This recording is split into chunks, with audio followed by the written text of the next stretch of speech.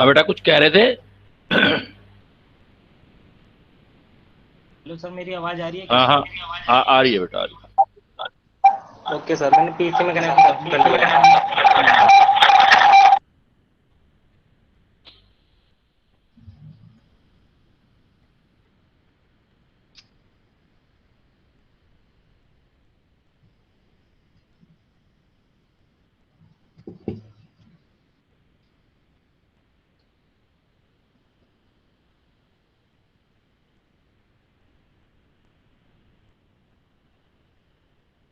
Hello student, good morning to all of you.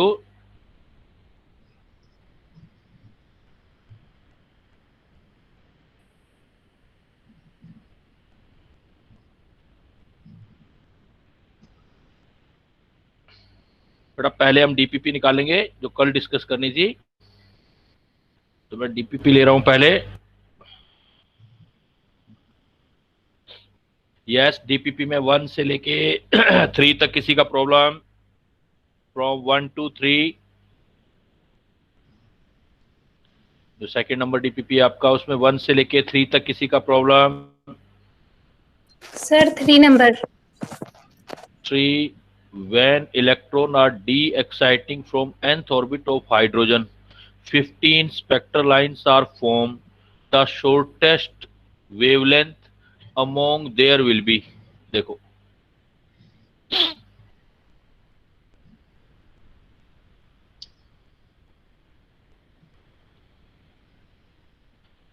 आपको कह रहा है when electron are de-exciting from the orbit of hydrogen atom, 15 spectral lines are formed।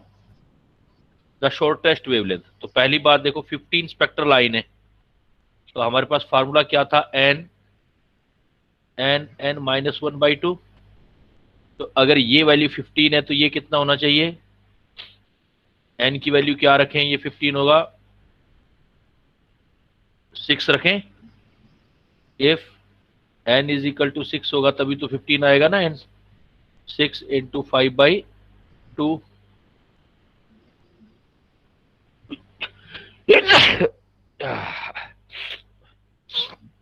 तो ये 15 आ जाएगा बेटा। तो इसका मतलब एन का वैल्यू पता लग गया हमें, एन हायर लेवल पता लग गया। हायर एनर्जी लेवल हमारे पास जो है ऑर्बिट नंबर वो 6 है। अब 6 है तो लाइमन टोटल लाइन होगी 15। तो लाइमन बामर पाशन ब्रैकेट फंड, तो लाइमन में कितनी लाइन आएगी, 5 4 3 2 1। 5 और 4 9 और 10 और 15 हो जाएंगी टोटल। हमें क्या बताना है, द शॉर्टेस्ट वेवलेंथ। तो शॉर्टेस्ट वेवलेंथ कब होगा, n इज इक्वल टू 6, जिसमें एनर्जी डिफरेंस लेमडा आपका मिनिमम है। लेमडा मिनिमम के लिए डेल्टा ई मैक्सिमम चाहिए ना बेटा आपको, डेल्टा ई मैक्सिमम। तो डेल्टा ई मैक्सिमम है तो एन हायर जो होगा वो तो 6 हो जाएगा, एन हायर 6। और लेमडा मिनिमम है तो एन हायर 6, तो एन लोअर कितना करें, 5 करें। Yes sir. 6 5 आ जाएगा। अब निकाल लोगे 1 upon lambda is equal to R Z square, 1 upon lower energy का स्क्वायर अपॉन, एक मिनट, एन 6। हमें डेल्टा ई मैक्सिमम चाहिए। डेल्टा ई मैक्सिमम कहाँ से कहाँ होगा, देखो ये हो जाएगा आपका एन इज इक्वल टू 6, ये 1, ये न्यूक्लियस फर्स्ट, सेकंड सबसे ज्यादा, फिर ये आ जाएगा आपका थर्ड, फोर्थ, इसको हटा दें तो फिफ्थ। थोड़ा ट्रिकी है क्वेश्चन ये 6। अब हमें क्या देखना है कि डेल्टा ई मैक्सिमम देखना है, तो मैक्सिमम डेल्टा ई तो यहाँ से यहाँ आएगा ना, ये वाला एनर्जी डिफरेंस सबसे ज्यादा ये होगा, तभी तो लेमडा मिनिमम आएगा इसका। तो एन हायर यस तो सर। हो गया 6 और लोअर 1 ले लो, एनर्जी डिफरेंस मैक्सिमम ले लो, तो 1 अपॉन लेमडा सोल्व कर लो। 1 upon lambda is equal to R, hydrogen है या क्या है चेक कर लो, कुछ नहीं दे रखा है तो हाइड्रोजन, नहीं तो हाइड्रोजन ही है, दे ही रखा है उसने। 1 का स्क्वायर, 1 अपॉन लोअर का स्क्वायर 1, और हाई का स्क्वायर 6 का स्क्वायर। कर लोगे बेटा आप कैलकुलेशन? Yes sir. नेक्स्ट आ जाओ 6 तक किसी का प्रॉब्लम, अप टू 6।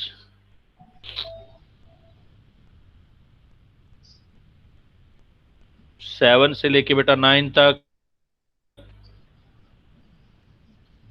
7 to 9,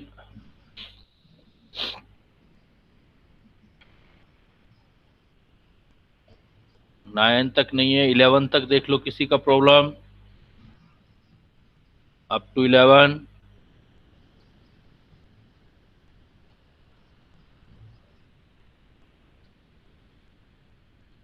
दूसरे वाली डीपीपी दी थी एक फोटो इलेक्ट्रिक इफेक्ट वाली, उसमें देख लो।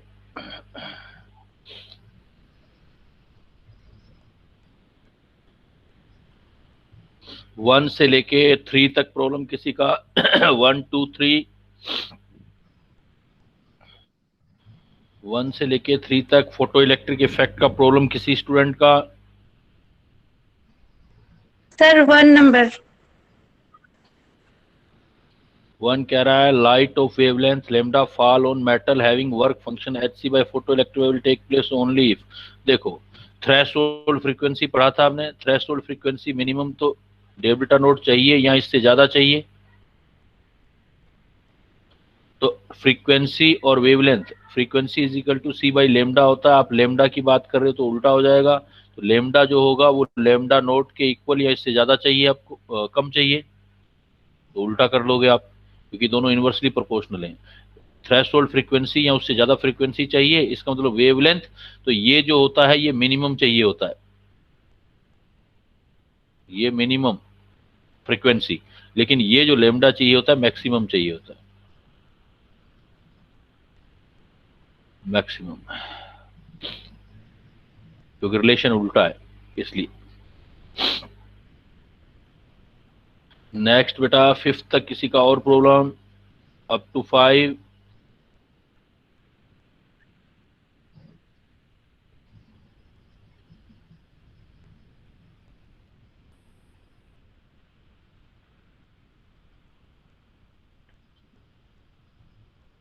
अप टू 5 नहीं है तो आगे 9 तक देख लो बेटा किसी का, अप टू 9, 9 तक किसी का प्रॉब्लम। सर 7 नंबर समझा दीजिए। 7 नंबर आइसो इलेक्ट्रॉनिक स्पीसीज पूछ रहा है बेटा। आइसो इलेक्ट्रॉनिक, आइसो का मतलब सेम, इलेक्ट्रॉन का मतलब इलेक्ट्रॉन देखना है। आइसो जिसमें इलेक्ट्रॉन का नंबर सेम आ जाए उसका स्पेक्ट्रा भी सेम होगा। आइसो इलेक्ट्रॉनिक स्पीसीज आर, तो काउंट करते जाओ, जैसे सी और ओ में इलेक्ट्रॉन काउंट करो, कार्बन में 6 होते हैं, ऑक्सीजन में 8 होते हैं, तो 8 और 6 14। अब सब में चेक करो 14 किस किस में आ रहे हैं। ये सी एन नेगेटिव है, कार्बन में 6 होते हैं, नाइट्रोजन में 7 होते हैं, नेगेटिव का मतलब ऐड हो गया एक इलेक्ट्रॉन, ये भी 14 हो गए। एन ओ पॉजिटिव देखो, एन में 7 होते हैं, ऑक्सीजन में 8 होते हैं, प्लस का मतलब एक इलेक्ट्रॉन कम हो गया, ये भी 14 हो गए। सी टू टू नेगेटिव, एक कार्बन में होते हैं 6, 2 कार्बन में हो जाएंगे 12, -2 का मतलब 2 इलेक्ट्रॉन और ऐड हो गए 15। जिस जिसमें इलेक्ट्रॉन सेम आ रहे हैं वो आपको सिलेक्ट करना है, आइसो इलेक्ट्रॉनिक स्पीसीज निकालना।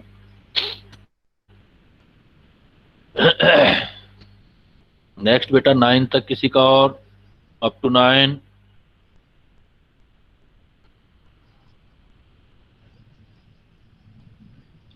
10 से लेके 13 तक किसी का।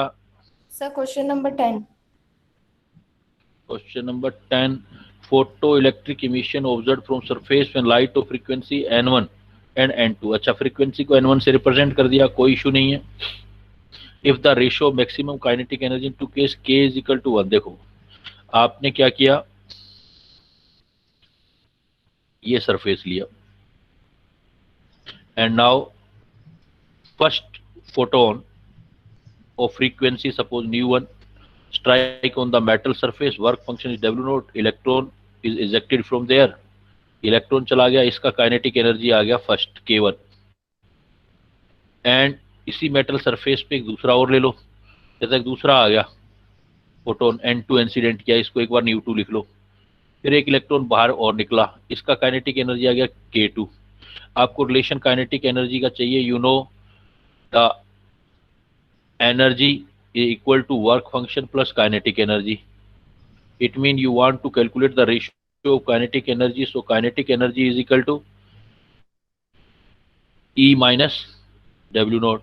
तो काइनेटिक एनर्जी को K से लिख रहे हो, एनर्जी H न्यू होती है और वर्क फंक्शन तो फिक्स ही है दोनों में, चाहे H न्यू नोट लिख दो चाहे न्यू नोट लिख दो। H न्यू नोट हमें क्या निकालना है, थ्रेशोल्ड फ्रीक्वेंसी निकालना है, तो H न्यू नोट लिख दो।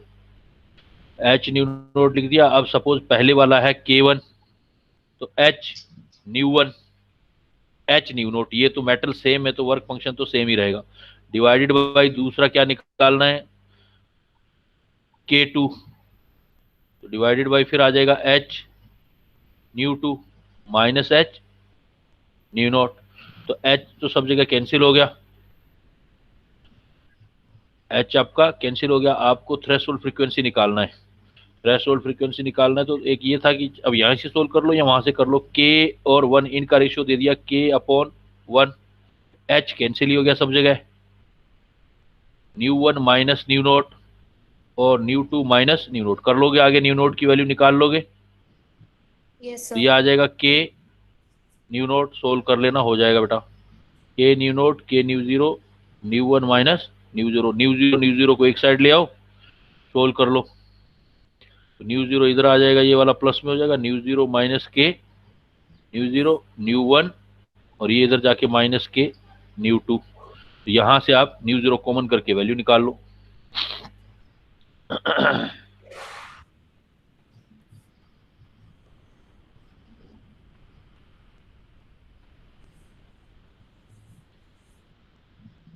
न्यू जीरो इधर आ गया, K न्यू नोट, ये न्यू, ये ऊपर आएगा ना minus K nu two, nu zero common ले लो, 1 minus K nu one minus K nu two, यही वैल्यू चाहिए आपको, तो डिराइव करना है आपको, nu one minus K nu two upon 1 minus K।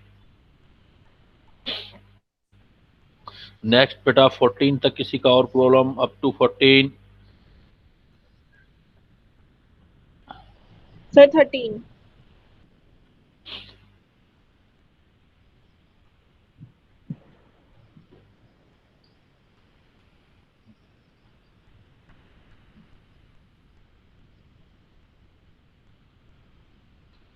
Thirteen कह रहा है आपका, the distance of closed approach of an alpha particle fire toward a nucleus with momentum p is r।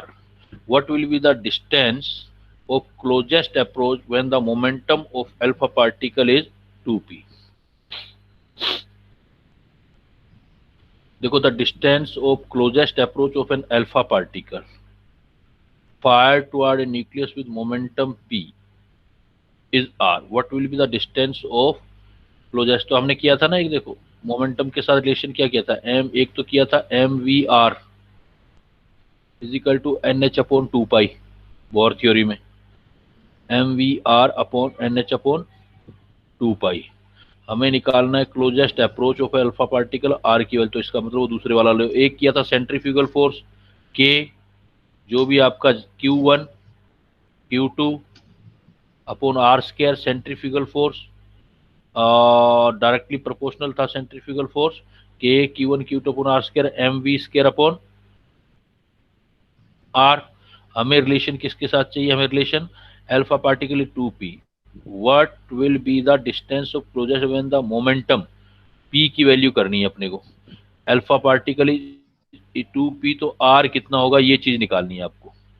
तो यहां से आप देख लो मोमेंटम के साथ रिलेशन, तो k Q1 Q2 r square is equal to M B square, M से multiply कर देते हैं, एम से डिवाइड कर देते हैं, कोई फर्क नहीं पड़ेगा, उससे एम स्क्वायर वी स्क्वायर हो जाएगा, तो पी का स्क्वायर हो जाएगा अपॉन आर एम।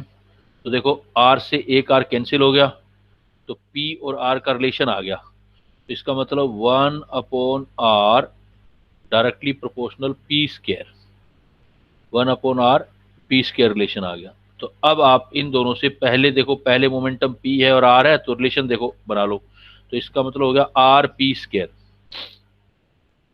इसको रखें कैसे अपने, इसको ऐसे रख लो ना, ये ज्यादा बेस्ट है। पी स्क्वायर आर कांस्टेंट रख दो, ये आर इधर ले जाओ, पी स्क्वायर आर कांस्टेंट। तो हमें क्या करना है, पी स्क्वायर आर कांस्टेंट। तो अब कंडीशन लगा दो, देखो पहले पी वन का square R one is equal to P two का स्क्वायर आर टू। अब आपको जो जो गिवन है वो देख लो, हमें निकालना है आर टू। पी वन का स्क्वायर पी दे रखा है पहले वाला, ये आर दे रखा है, तो सोल्व कर लो। पहले का पी स्क्वायर ये आर दे रखा है, पी टू कितना दे रखा है, टू पी का स्क्वायर आर टू निकालना है आपको।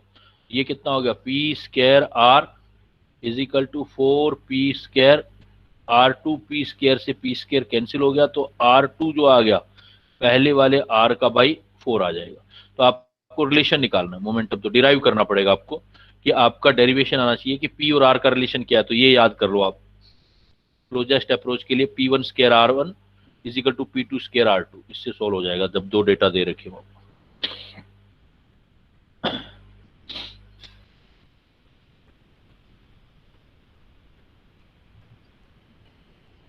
हो गया बेटा, कंप्लीट हो गया ना, ये हो ही गया।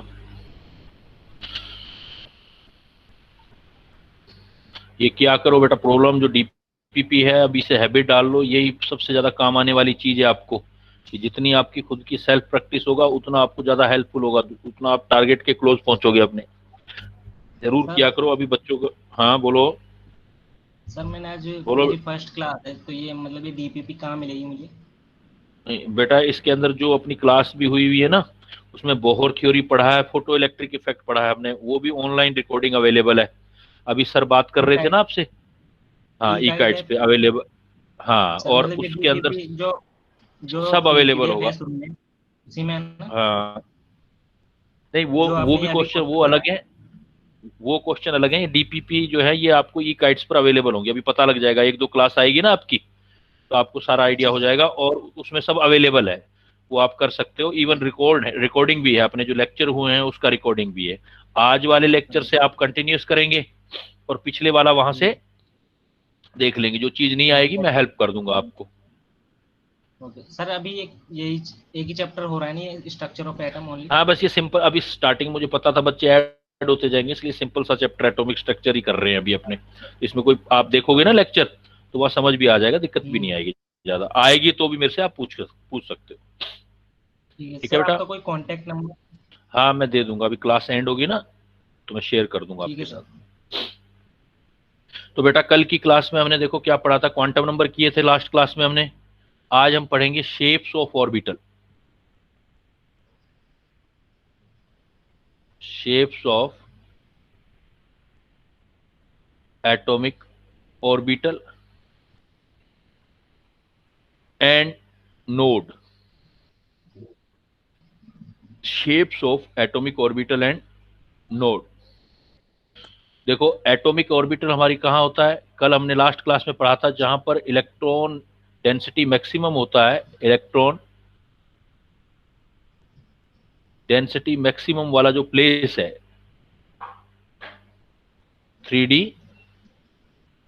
Place of maximum electron density या इलेक्ट्रॉन डेंसिटी मैक्सिमम, उसको हमने पढ़ा कल की क्लास में, देखा उसको एटॉमिक ऑर्बिटल पढ़ा और उसको साइज से रिप्रेजेंट किया।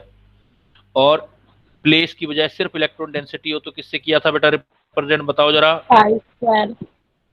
पाई स्क्वायर से किया था। तो जहां पर नोड का मतलब होता है जहां इलेक्ट्रॉन डेंसिटी जीरो हो, place yes sir. Of zero electron density. तो मैथमेटिकली बेटा इलेक्ट्रॉन डेंसिटी जीरो को क्या लिखेंगे, साई या साई स्क्वायर की वैल्यू जीरो लिखेंगे हम। तो जहां पर साई या साई स्क्वायर की वैल्यू जीरो लिखा हो इसका मतलब वो आपके पास नोड है। एटॉमिक ऑर्बिटल आपने पढ़े थे डिफरेंट टाइप के, एटॉमिक ऑर्बिटल के टाइप आपने पढ़े थे, तो कल मैंने आपको बताए थे एस पी डी एफ। ऐसे ही आज मैं आपको नोड के बारे में भी बताऊंगा, ये इंट्रोडक्शन कर रहे हैं अभी हम। आज हम today we are studying about the node. Node mean the place of zero electron density, the place where electron density is not possible, that place is known as node, and node are of two types. First हम बोलेंगे, एक को word use करेंगे radial node. Radial node, radial node के और नाम भी होंगे हमारे पास, रेडियल नोड, और इसको हम बोलेंगे नोडल सरफेस। रेडियल नोड और नोडल सरफेस, या एक नाम और देंगे हम, रेडियल नोड हो गया, नोडल सरफेस हो गया। एक सेकंड वाला होगा हमारे पास एंगुलर नोड या नोडल प्लेन।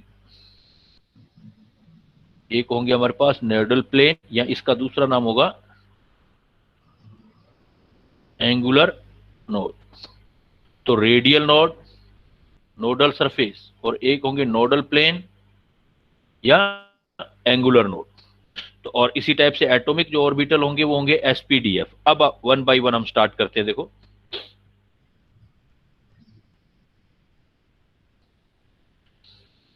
जैसे सपोज हम फर्स्ट पार्ट लेते हैं ए, एस ऑर्बिटल। एस ऑर्बिटल का जो शेप होगा वो स्फेरिकल होगा बेटा, शेप स्फेरिकल। और जो स्फेरिकल ऑर्बिटल होता है इट इज द डायरेक्शनलेस, इसलिए इसको हम नॉन डायरेक्शनल बोलते हैं।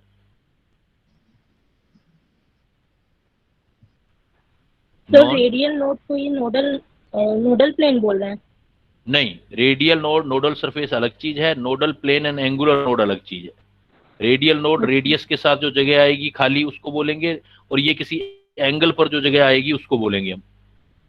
अभी मैं एक्सप्लेन भी कर दूंगा आगे आएगा। तो एस ऑर्बिटल, अभी तो हमने यही देखो इंट्रोडक्शन किया है बेटा। एटॉमिक ऑर्बिटल, एटॉमिक ऑर्बिटल जहां इलेक्ट्रॉन मिलने का प्रोबेबिलिटी होगा वो 4 टाइप के हैं, एसपीडीएफ।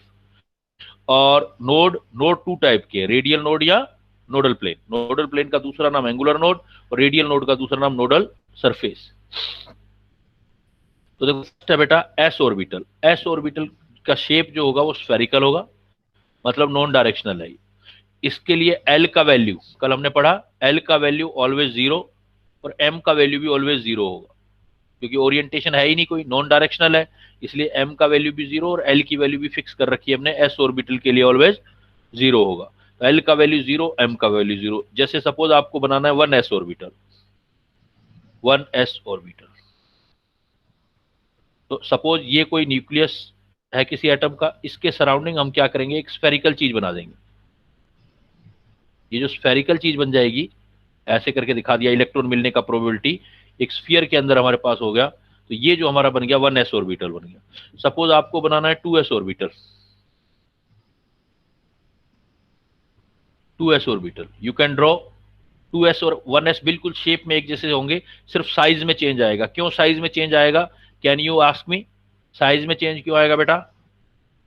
कल पढ़ा है हमने, क्योंकि वो size determines about the size of shell. Because size Principal क्यों है, quantum क्योंकि यस वेरी गुड बेटा, क्योंकि साइज किससे डिसाइड होता है, प्रिंसिपल क्वांटम नंबर से। प्रिंसिपल क्वांटम नंबर ये 1 है, ये 2 है, तो साइज बड़ा हो जाएगा। लेकिन एस ये है, एस ये है, एल की वैल्यू तो दोनों के लिए 0 है, तो होगा स्फेरिकली। तो इसमें क्या होगा, ऐसे समझ लो कि एक छोटी बॉल अंदर है, तो 1s ऑर्बिटल, इसके बाहर कुछ जगह खाली होगी, फिर 2s वाले इलेक्ट्रॉन का मिलने का प्रोबेबिलिटी आ जाएगा ऐसे।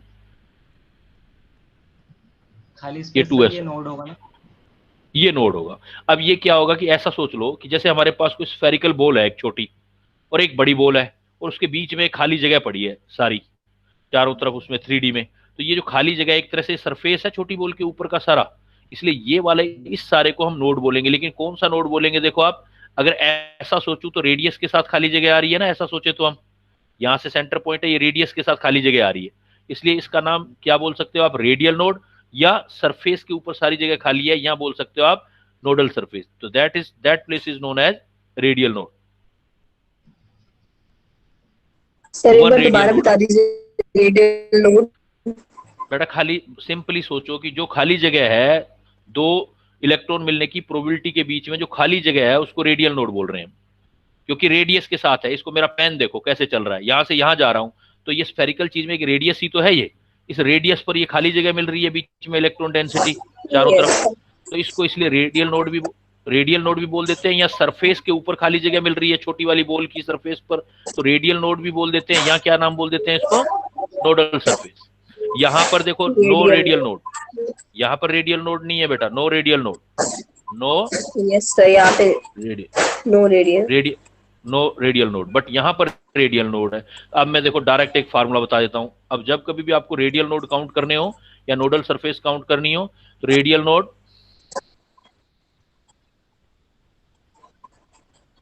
Is equal to n minus l minus 1. अगर that's why we have already studied about the quantum number, because if we aware about the quantum number then we can calculate the radial node easily with this formula. Radial node is equal to n minus l minus 1. तो आप देखो इसमें formula लगाओ, 1s orbital के लिए radial node निकालो तो देखो नो क्यों आया, देखो n की वैल्यू कितनी है 1 Yes, sir. Minus s orbital है तो l का वैल्यू कितना हो गया बेटा 0 और माइनस 1, तो 1 और माइनस 1 कितना हो गया 0. That's why there is no radial node in 1s orbital. But if we see in 2s orbital there is one radial node. How can we calculate radial node? We have formula. Radial node को मैं जैसे Rn से लिख रहा हूँ, radial node Rn. Radial node suppose shortcut में Rn लिख रहे हैं तो Rn का फार्मूला लगाओ, देखो n माइनस l माइनस 1, तो n की वैल्यू देखो 2s के लिए कितनी आएगी 2, l का वैल्यू s ऑर्बिटल है तो वापस 0 और माइनस 1, तो कितना वैल्यू आ गया मेरे पास 1, तो 1 रेडियल नोड. तो जो भी आपको दे रखा हो आप ऐसे रेडियल नोड कैलकुलेट कर सकते हैं. तो s ऑर्बिटल स्फेरिकल शेप होता है, l की वैल्यू 0 होती है, m की वैल्यू 0 होता है, और रेडियल नोड जो आप s ऑर्बिटल के लिए बनाते हैं 1s 2s इस टाइप से बना सकते हो. और it can be explain even by the graph, it can be explain even by the graph. जैसे कैसे, देखो सपोज आपके पास s ऑर्बिटल है, ये थोड़ा कॉम्प्लिकेटेड है लेकिन एनसीईआरटी में लास्ट पेज पे ये ग्राफ दे रखे हैं, आपको पढ़ने हैं. देखो 1s ऑर्बिटल के लिए बनाना है, सपोज आपको 1s के लिए ग्राफ, तो ग्राफ बनाना है तो अब थोड़ी सी मैथमेटिक्स है बेटा, ध्यान देना मेरी बात पर, थोड़ा मुश्किल है लेकिन ध्यान दोगे तो इजी हो जाएगा. मैं ट्राई करता हूं आपको इजी करने का, मैथ से नहीं वैसे ही सोच ले हम. देखो ये सपोज सेंटर पॉइंट है, अगर 1s ऑर्बिटल के लिए आप बना रहे हो तो कोई रेडियल नोड नहीं आ रहा ना, तो रेडियल नोड नहीं आ रहा है तो इसका ग्राफ बनाना है आपने. तो ग्राफ कैसे बनाओगे, यहां देखो रेडियल नोड में वेव फंक्शन साई ना लेकर के आप यहां पर आर लिख लो, इसको हम रेडियल वेव फंक्शन कहेंगे, रेडियल वेव फंक्शन मतलब रेडियस के साथ इलेक्ट्रॉन मिलने का प्रोबेबिलिटी. तो ये जो बेटा आपका होगा ग्राफ ऐसे आएगा, 1s का बनाना है लेकिन टच नहीं करना या छोड़ देना बस, या लास्ट में से छोड़ दो मिला के ऐसे.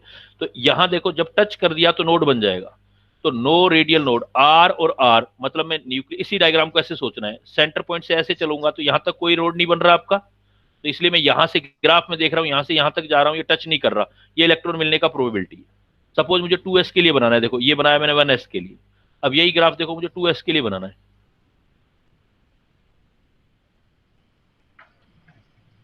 में एक नोड दिखाना है आपको, 1 रेडियल नोड. तो देखो आर आर और रेडियस के साथ चलोगे तो इधर चलोगे ऐसे चलो आप, यहां टच कर दो, ये 1s, फिर नीचे चले जाओ और यहां टच मत करना लास्ट में. तो ये जगह जहां गई है ये वाली, ये देखो मतलब आपको वेव की तरह चलते जाना है. तो 2s में देखो 1s यहां तक आ गया, 2s ये आ गया, तो इसमें ये वाला नोड आ गया एक रेडियल नोड.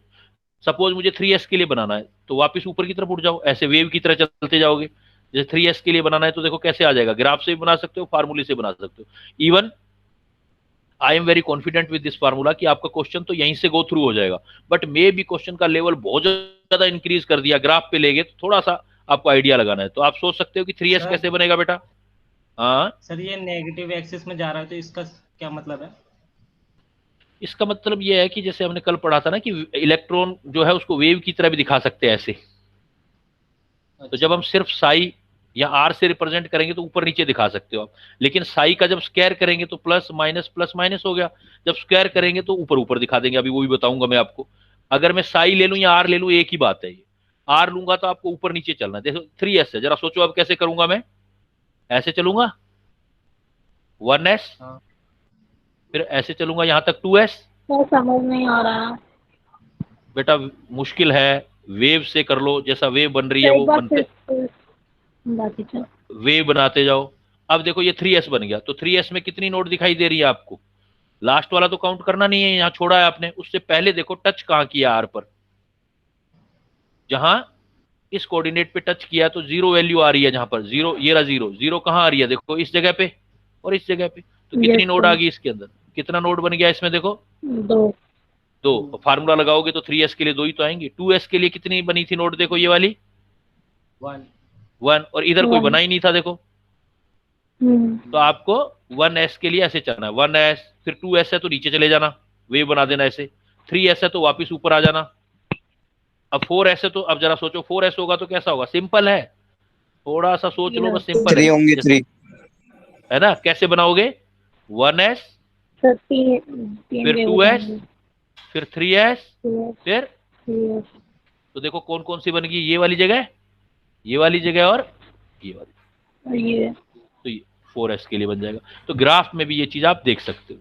हाँ, इवन वन थिंग मोर, अगर हम r वेव की जगह r का स्क्वायर ले लो, इलेक्ट्रॉन डेंसिटी तो कभी नेगेटिव नहीं हो सकती ना, क्योंकि इलेक्ट्रॉन है तो वो चीज नेगेटिव कैसे हो सकती है मैथमेटिकली। तो यही ग्राफ अगर r स्क्वायर के लिए बनाना है तो ये तो सेम आ जाएगा,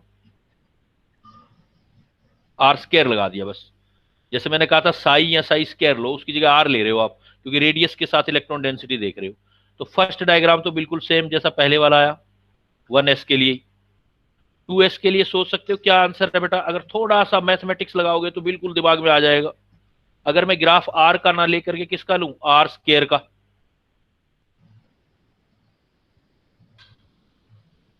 तो बता सकते हो ये ग्राफ कैसे जाएगा बेटा।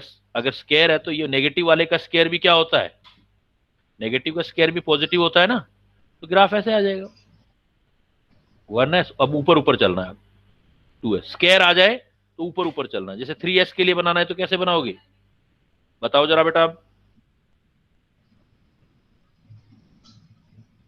कैसे बनाऊं, 1s, अब नीचे नहीं जाऊंगा, अब मैं ऊपर ऊपर चलूंगा, 2s 3s। मतलब जब स्क्वायर ले लो तो आपको पॉजिटिव पॉजिटिव साइड ही चलना है, ऐसे चलते जाना है, स्क्वायर लोगे तो ऐसे ऐसे चलते जाना है, और स्क्वायर लेते हो। और जब आप स्क्वायर नहीं लेते हो तो फिर ऊपर नीचे चलना है अपने उस लाइन के। फिर लेकिन आपने बताया था कि इलेक्ट्रॉन डेंसिटी में हम लोग सिर्फ साई स्क्वायर ही लेते हैं ना, तो साई क्यों लेंगे?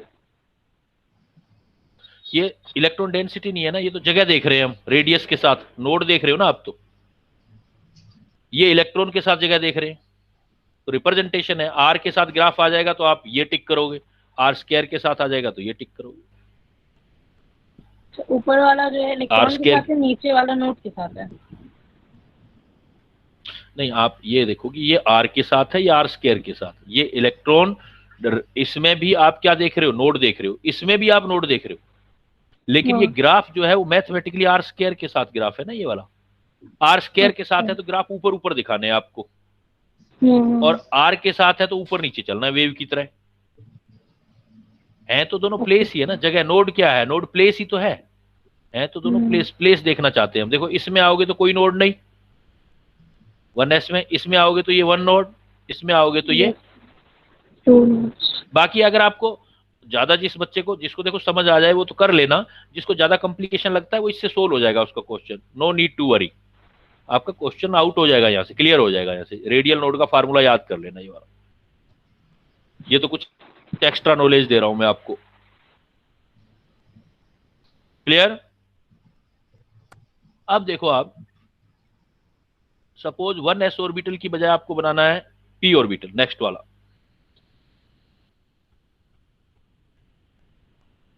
p orbital.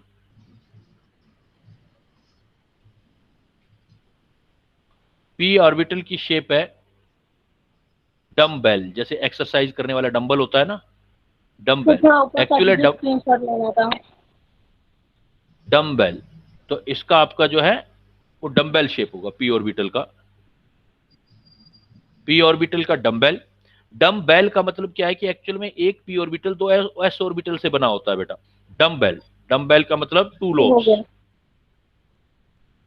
Dumbbell, dumbbell mean 2 lobes, 2 lobe, lobe का मतलब 2 s ऑर्बिटल से मिलकर बना होगा।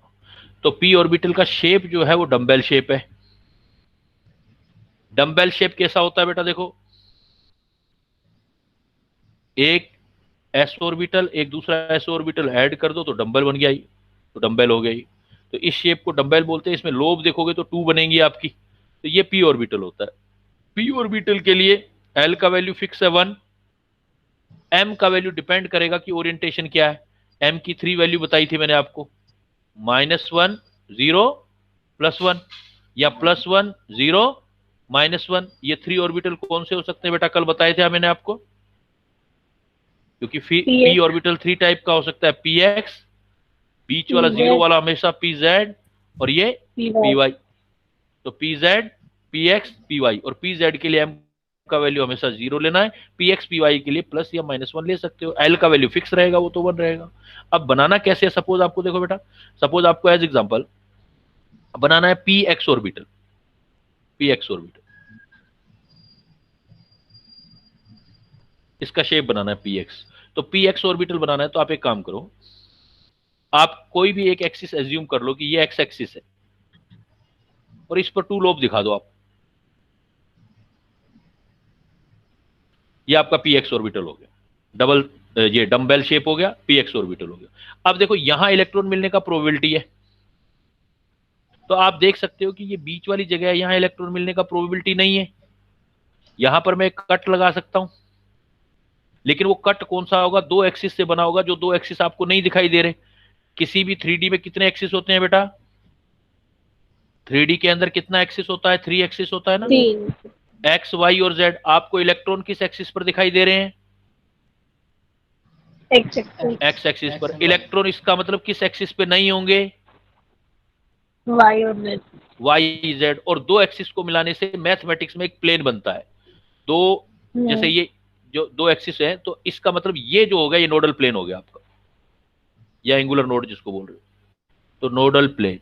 तो 1 नोडल प्लेन बन गया, और इस 1 नोडल प्लेन का नाम देना है देखो आपको, तो क्या दोगे, देखो एक्स को छोड़ दो, बाकी क्या बच गया, Y and Y Z. 1 nodal plane, उसका नाम है वाई जेड। तो px ऑर्बिटल में 1 नोडल प्लेन है, इसका नाम है वाई जेड। ऐसे देखो सिंपली, अब एक क्लियर हो गया, बाकी सारे बना सकते हो आप। सपोज मैं बोलता हूं आपको पी वाई ऑर्बिटल बनाओ,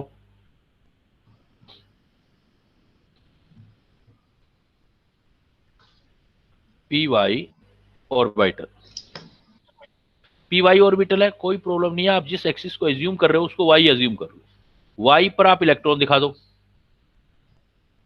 तो वाई एक्सिस पर इलेक्ट्रॉन आ गया डंबल शेप में।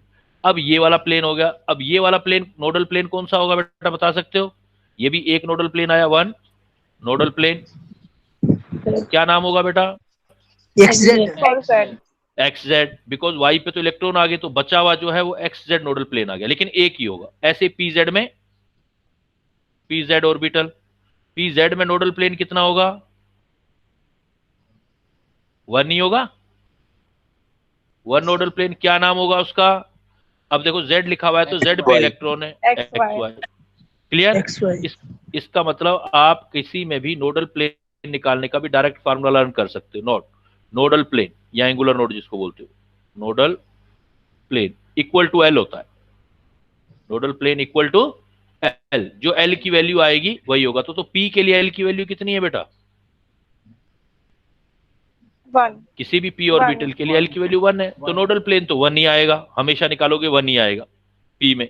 डी के लिए हमेशा 2 ही आएंगे। Nodal plane equal to L, nodal plane equal to L, nodal plane equal to हमारे पास हमेशा एल रहेगा, जो एल की वैल्यू, एक्सेप्ट एक ऐसा ऑर्बिटल होता है जिसमें नोडल प्लेन नहीं होते, except D Z square, because it has no nodal plane. अभी बताऊंगा डायग्राम भी इसका। जो बेटा डी जेड स्क्वायर होता है उस पर फार्मूला नहीं लगाना, बाकी सब जगह ये फार्मूला लगा देना, nodal plane equal to L. हाँ बेटा बोलो। सर एस ऑर्बिटल में तो होगा ही नहीं, क्योंकि वो स्फेरिकल है ना। हाँ, उसमें देखो एल की वैल्यू कितनी आ जाएगी वहां पर, 0। एस के लिए एल का वैल्यू 0 है ना, तो नोडल प्लेन कितने निकल आए आपके, 0। तो फार्मूले से सीधा सीधा हो जाएगा ना आपका। नोडल प्लेन निकालना हो, चाहे वो ऊपर आपने जो पढ़ा है नोडल सरफेस निकालना हो, उनके फार्मूले डायरेक्ट कर लो आप, फार्मूलों से डायरेक्ट हो जाएगा। और ये जरूर ध्यान रखना कि ये फार्मूला किस पे नहीं लगेगा, डी जेड स्क्वायर पर ये वाला फार्मूला नहीं लगेगा, बिकॉज इसके में नोडल प्लेन नहीं होता है। तो पी ऑर्बिटल में आप इस टाइप से देख सकते हो। ऐसे ही फिर होता है हमारे पास, देखो थर्ड ऑर्बिटल जो है वो हमारे पास डी ऑर्बिटल है।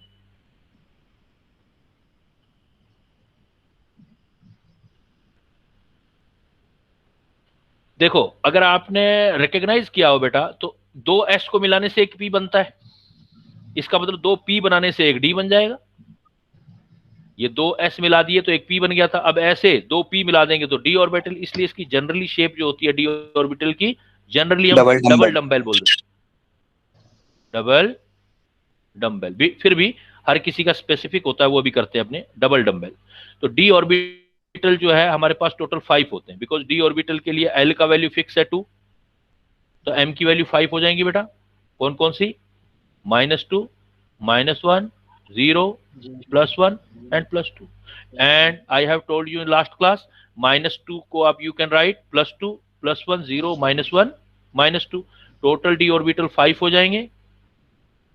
इनमें मैंने जो बोला था जो 0 की वैल्यू है वो कौन सा होगा? डी जेड, और प्लस या -1 वाले मैंने बताए थे डी वाई जेड या डी जेड एक्स, और +2 या -2 वाले जो बताए थे डी एक्स वाई और dx² y²।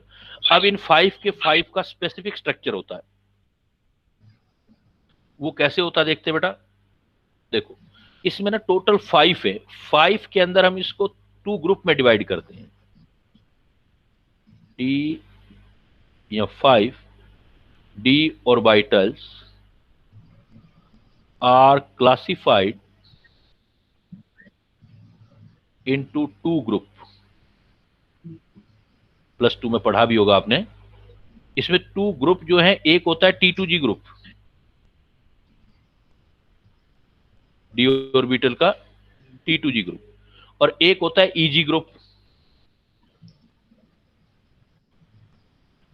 ट्रिपली गैरेड बोलते हैं, evenly gerade, but no need to learn because beyond your syllabus, but आप नाम याद रख लो, T2G group and EG group.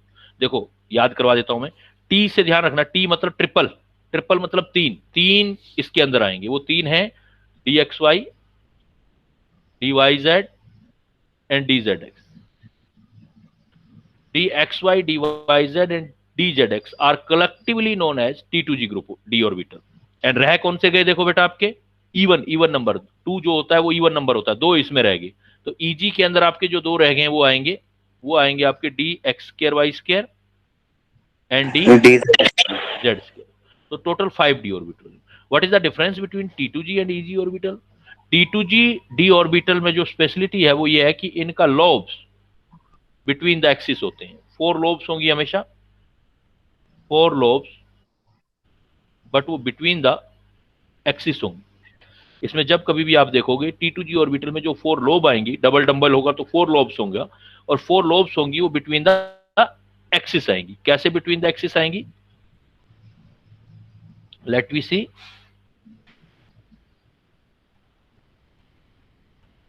Suppose आपको बनाना है, एज एग्जांपल आपको बेटा बनाना है DXY ऑर्बिटल का शेप। आप एक काम करो, 2 एक्सिस दिखाई दे रहे हैं, XY दोनों बना लो। ये सपोज आपका X एक्सिस हो गया, कहीं मर्जी बना सकते हो, ये आपका Y एक्सिस हो।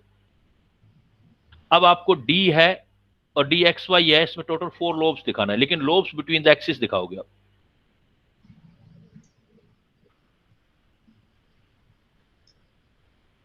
ये DXY होगा। अब DXY में आप यू कैन इमेजिन कि आपको देखो 2 नोडल प्लेन दिखाई देंगे। एक तो ये वाली जगह नोडल प्लेन दिखाई देगी, यहां इलेक्ट्रॉन डेंसिटी नहीं होगी, और एक ये वाली नहीं होगी, क्योंकि एक्सिस के बिटवीन इलेक्ट्रॉन डेंसिटी है। अब हमें नाम देना है बेटा।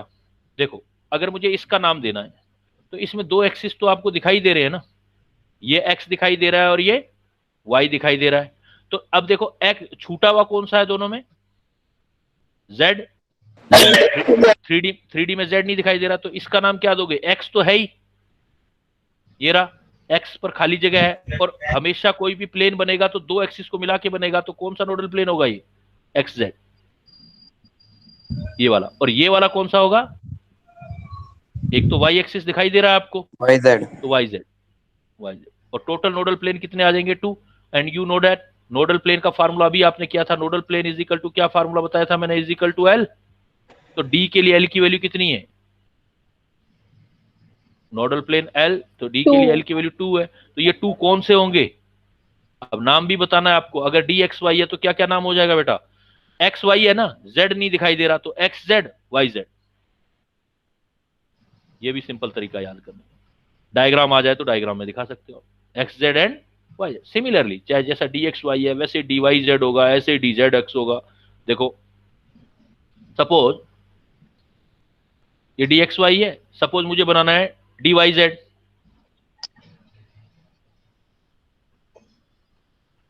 एग्जाम्पल बनाना है डी वाई जेड। कैसे बनाऊंगा बेटा मैं?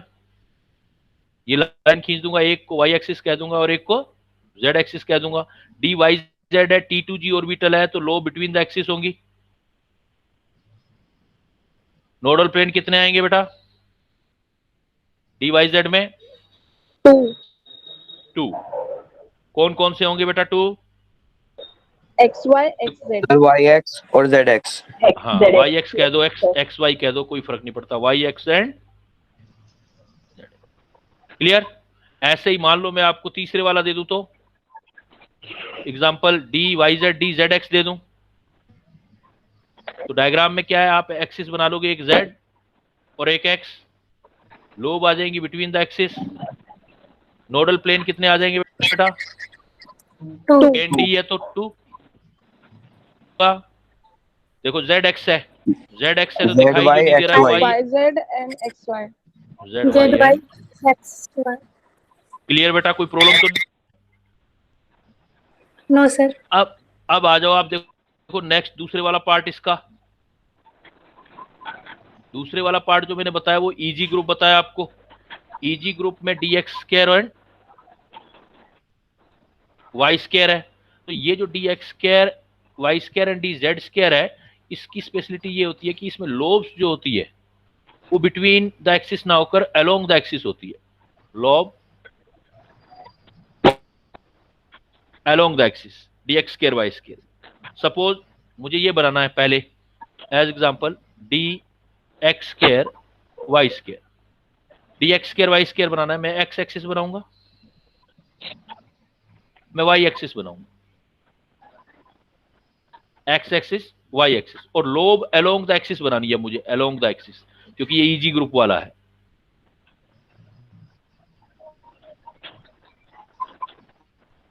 अलोंग द एक्सिस आ गया। अब अलोंग द एक्सिस आ गया तो अब देखो मुझे नोडल प्लेन या एंगुलर नोड बनाना है। नोडल प्लेन को एंगुलर नोड भी बोलते हैं, इस केस में स्पेशली आप एंगुलर नोड बोल दो। तो यहां देखो एक्सिस के ऊपर तो इलेक्ट्रॉन डेंसिटी आ रही है, जगह खाली कौन सी है? देखो इलेक्ट्रॉन डेंसिटी खाली किस जगह पे है? मैं अगर ये देखूंगा, अब 3D में थोड़ा डिफिकल्ट है, तो ये वाली जगह खाली है ना, ऐसे वाली 45 डिग्री एंगल पर। इधर से देखोगे तो ये वाली जगह खाली है, इसलिए मैं कहूंगा ये दो नोडल प्लेन है। एक ये वाला, मतलब न्यूक्लियस से क्रॉस करके पूरे को एक बोलना है आपने, या आप कह दो एंगुलर नोड है। एंगुलर नोड मतलब at 45 degree from axis. X और वाई के बीच एंगल कितने डिग्री का होगा बेटा? 45। एक्स और वाई के बीच एंगल कितना होता है? 90 डिग्री। और बिल्कुल मिडिल में ये जगह है, तो कितने डिग्री पे आएगा ये एंगल? 45 डिग्री पे खाली जगह रखी हुई है ना इलेक्ट्रॉन डेंसिटी की। तो आप बोलोगे एंगुलर नोड वापस वही इक्वल टू L2, लेकिन इनका कोई नाम नहीं दोगे इसकी जगह, क्योंकि एक्स एक्सिस के ऊपर तो इलेक्ट्रॉन डेंसिटी है। आप ये बोलोगे एट 45 डिग्री फ्रॉम एक्सिस। तो और इस शेप को, ये स्पेशल टाइप की एक शेप बनी है, इस स्पेशल टाइप की शेप को हम बोलते हैं क्लोवर लीफ शेप। तो आपके पास ऐसा एग्जांपल आ जाएगा, which of the following D orbital has clover leaf shape, तो क्या आंसर दोगे बेटा? D X square Y square. हालांकि मेडिकल में ज्यादा डिफरेंस नहीं है, लेकिन मैथमेटिक्स में देखें तो काफी वर्ड का डिफरेंस आ जाता है, बट मैं आपको एम्बिग्यूटी में नहीं डालूंगा। आप एंगुलर नोड या नोडल प्लेन सेम वर्ड लेके चल सकते हो। तो आप बोलोगे एंगुलर नोड, बिकॉज एंगल पर दिखा रहा हूं मैं 45 डिग्री, इसलिए मैं इसको एंगुलर नोड बोल रहा हूं। अब नोडल प्लेन भी बोल सकते हैं, एंगुलर नोड भी। तो 2 और लास्ट वन जो डी ऑर्बिटल है आपके पास, हाँ बोलो सर। इसमें sir D X square Y square में खाली जेड स्क्वायर नहीं ले सकते? नहीं, क्योंकि जेड एक्सिस तो एक ही होता है ना, जेड दो नहीं होते ना, जेड तो एक ही एक्सिस होता है, एक्सिस तो 3 है, एक्स वाई जेड।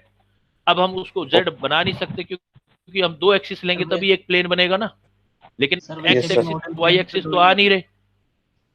हाँ, तो इसलिए हम नोडल प्लेन यहाँ पर हम क्या कहेंगे कि नोडल प्लेन या एंगुलर नोड दो ही हैं, लेकिन ये दो कौन सी जगह पर बताएंगे, इनका नाम नहीं देंगे। हम क्या बोलेंगे, at 45 degree from axis. Okay sir. From axis. DXI वाला तो वो फिर किस एंगल पे होगा, वो भी तो एंगुलर नोड ही है, नोडल प्लेन है तो। सेम लेके चलो आप, आपको क्यों इतना इंजीनियरिंग में नहीं जाना, आप नोडल प्लेन या एंगुलर नोड सेम लेके चला करो, कोई इशू नहीं है।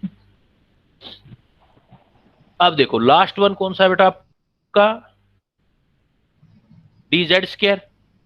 अब dz स्क्वायर वही है जिस पर मैंने कहा था फार्मूला नहीं लगाना, क्योंकि इसका शेप जो होता है स्पेसिफिक शेप होता है। जैसे ये x एक्सिस,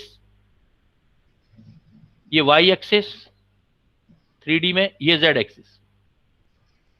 तो यहां लोब जो होते हैं वो z एक्सिस के ऊपर होते हैं ऐसे, और z एक्सिस के ऊपर के साथ साथ मिडल में x और y एक्सिस पर भी इलेक्ट्रॉन होते हैं, ऐसे करके बना होता है। ऐसा समझ लो जैसा हम गले के अंदर कोई प्लेट डाल दें, डिस्क डाल दें गले में, अपने गले या अपनी कमर में एक डिस्क डाल दें, तो उस टाइप का एक शेप बनता है स्पेशल। तो यहां क्या है, एक्स वाई जेड सब एक्सिस पर इलेक्ट्रॉन डेंसिटी होती है, तो न्यूक्लियस को क्रॉस करके कोई ऐसी जगह बन ही नहीं पाती है जिसको हम एंगुलर नोड बोल पाए। इसलिए हमने बोला था कि dz स्क्वायर डज नॉट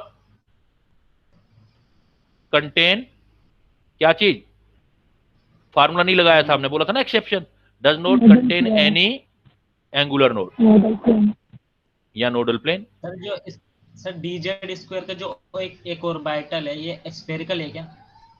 ये वाली चीज सर्कुलर है, सर्कुलर कॉलर है, कॉलर। ये जैसे मैंने बोला ना कि जैसे कमर में हम क्या डाल दें, कोई एक डिस्क डाल दें, टायर डाल दें, जैसे टायर डाल देते, टायर होती है ना साइकिल की, टायर डाल दो बीच में, तो इस तरह से इलेक्ट्रॉन मिलते हैं इसमें।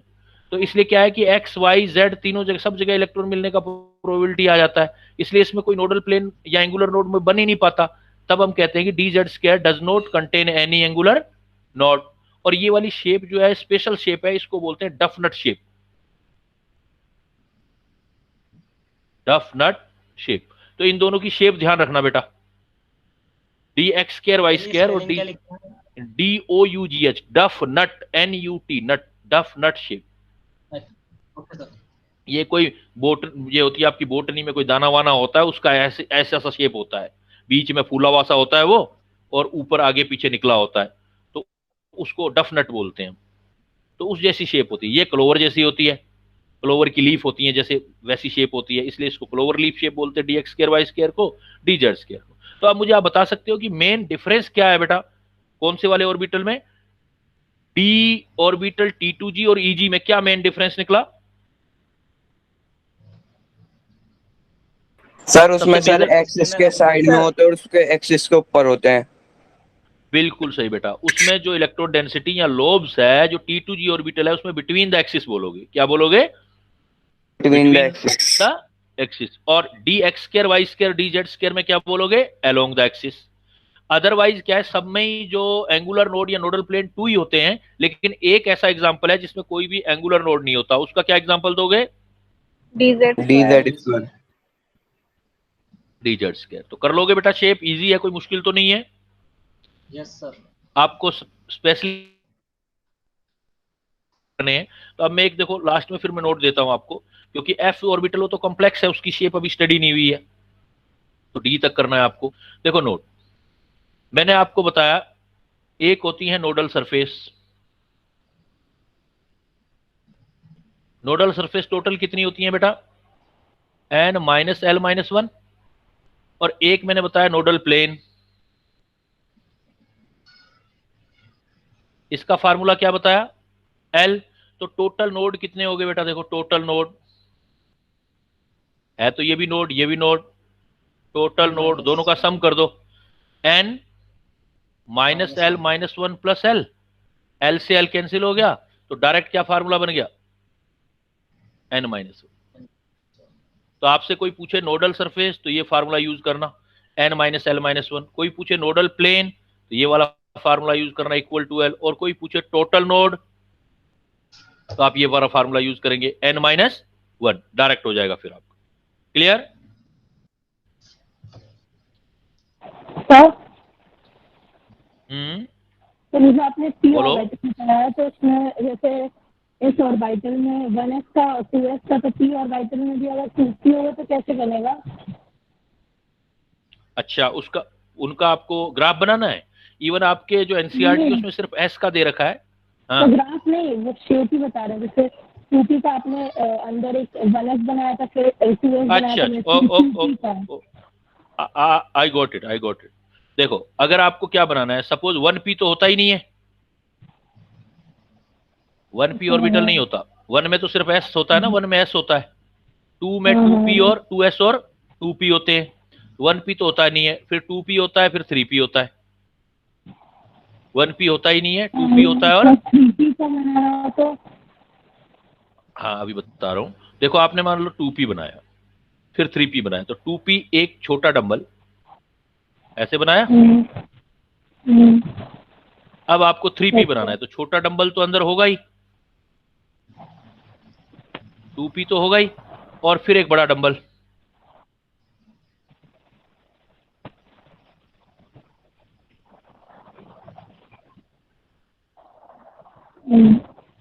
ऐसे करके बन जाएगा। फिर इनके बीच में जो ये स्पेस है वो ये वाला नोडल सरफेस, पहले वाला ही ऐसे करके दिखाएंगे ना, 3D में ऐसे दिखा सकते हैं ना, ये वाली जगह।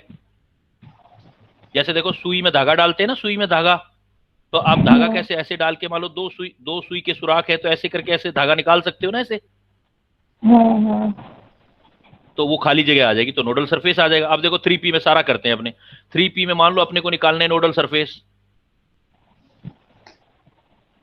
तो क्या फार्मूला हो जाएगा नोडल सरफेस का? n minus l minus 1। तो n की वैल्यू देखो कितनी है, 3। l की वैल्यू p है, तो कितना आ गया 1 बेटा, माइनस 1 तो कितना आ गया 1। तो ये देखो 1 ही तो है। क्लियर? अब फिर क्या है, इसी 3p में क्या निकालना है, सपोज अपने को nodal plane. Nodal plane is equal to क्या फार्मूला हो जाएगा, l। तो नोडल प्लेन कौन सा आएगा, 1, वो हमें बताना पड़ेगा। सपोज ये px है, सपोज, तो नोडल प्लेन 1। जैसे ये px है, तो वो कौन से वाला हो जाएगा, y और z। तो टोटल नोड निकालने हैं सपोज अपने को, इसी में सारी कैलकुलेशन बैठ जाएगी ना। टोटल नोड कितने होते हैं बेटा, क्या फार्मूला लगा सकते हो टोटल नोड में, direct n minus 1, n minus 1। तो n कितना है इसके लिए, देखो 3, 1, तो टोटल कितना हो गया 2। तो देखो 2 ही तो है, 1 ये और 1 ये, 2 आ गया। क्लियर? Yes sir.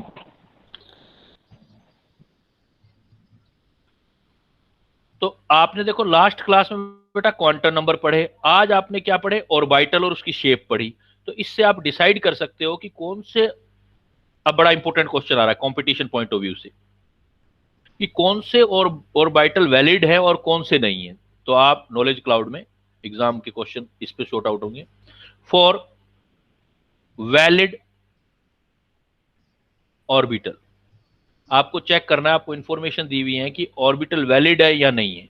इसके लिए क्वांटम नंबर के रूल फॉलो करने हैं बेटा। एन जो होना चाहिए प्रिंसिपल क्वांटम नंबर, वो ऑलवेज ग्रेटर देन एल होना चाहिए, बराबर भी नहीं होना चाहिए। एन की वैल्यू मतलब एल हमेशा छोटा होना चाहिए एन से, ये बोल सकते हो।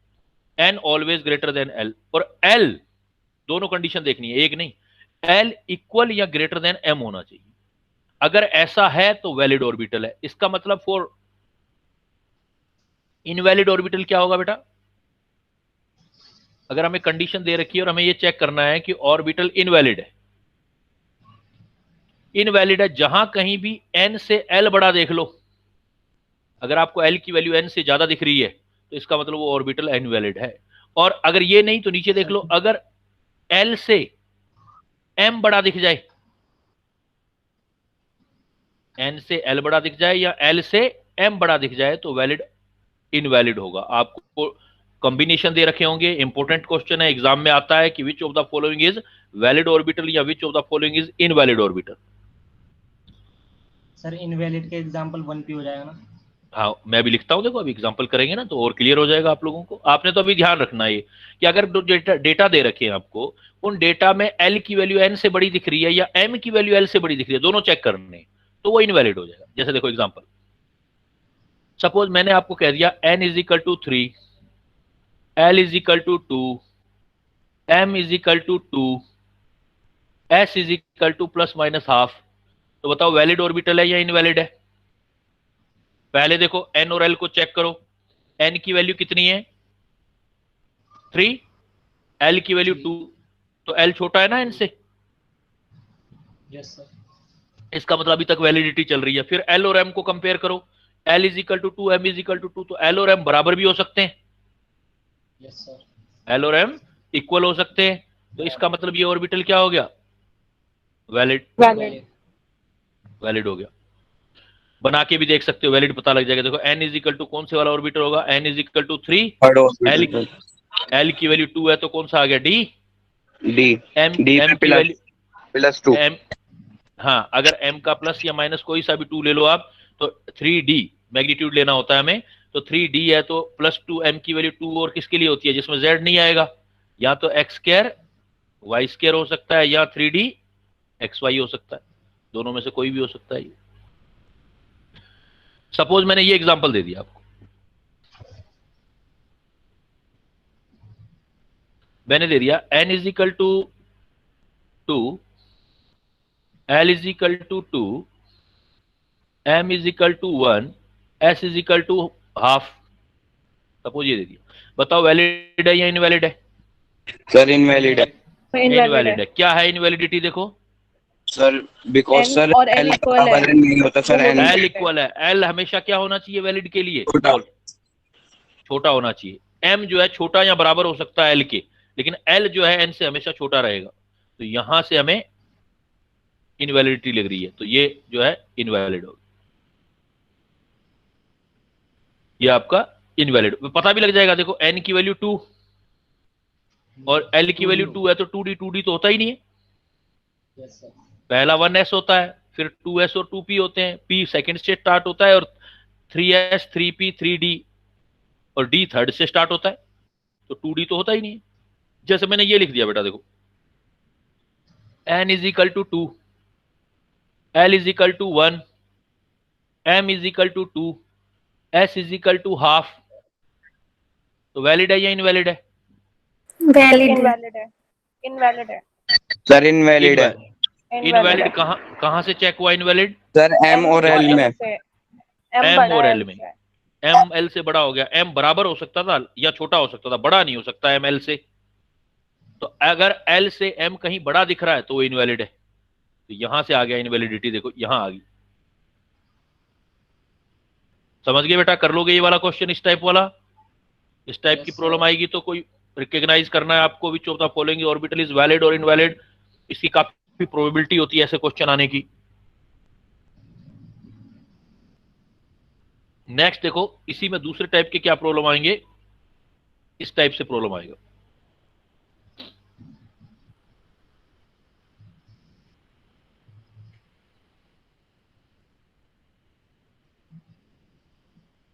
How many possible sub energy level and orbital by following combination, और उसने कॉम्बिनेशन दे दिया n plus l is equal to 5, ये आपको दे दिया बेटा। ऐसे क्वेश्चन का सॉल्यूशन करना है, तो ये भी ऊपर वाले जो कॉन्सेप्ट है उस पर बेस्ड है। देखो n प्लस एल का सम 5 आना चाहिए, तो आप सबसे पहले क्या रखो, सर एन ये 3 जो होगा 5 L2 होगा, सर एन सबसे 3 पहले आप L2, बेटा बहुत सारी प्रोबेबिलिटी होगी ना, देखो मैं इसलिए बता रहा हूँ, एक क्वेश्चन में बताऊं फिर दूसरे में आप ट्राई किया करो। n plus l is equal to 5 है, जब भी ऐसा क्वेश्चन आ जाए सोल्व कैसे करोगे, सबसे पहले आप n और l की कॉम्बिनेशन बनाओ आप, और n और l के कॉम्बिनेशन में क्या करोगे, यहां सब एनर्जी लेवल लिखो,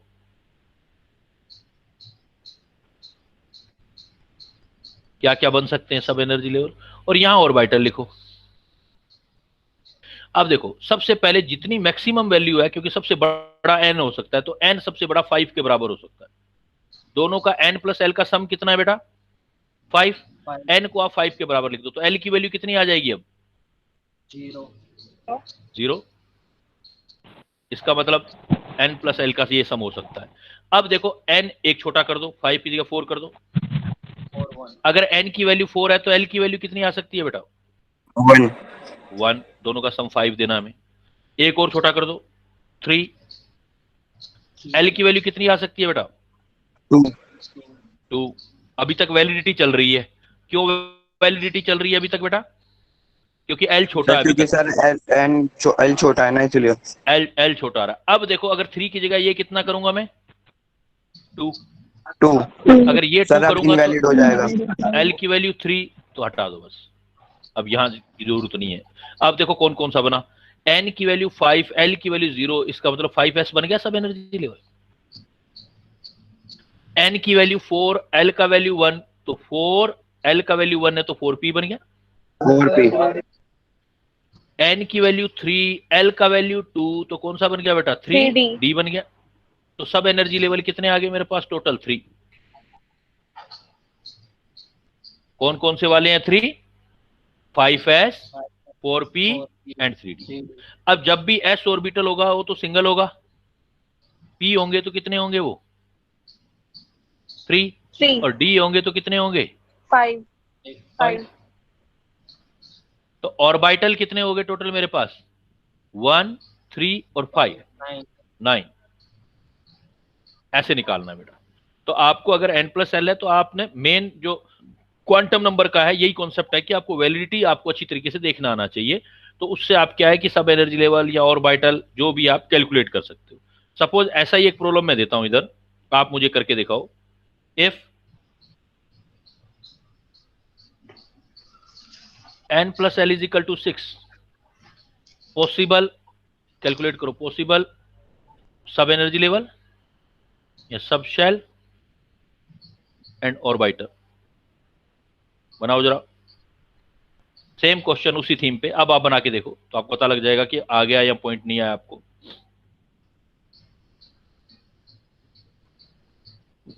बना के बेटा आंसर बताओ मुझे इसका। सर बन गया।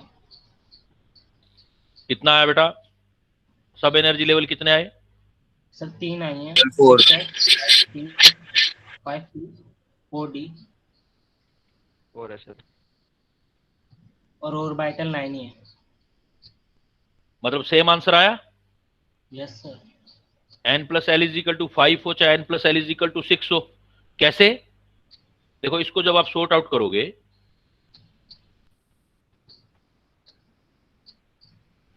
अब देखो मैंने कह दिया n प्लस एल का सम 6 लिखना है आपको।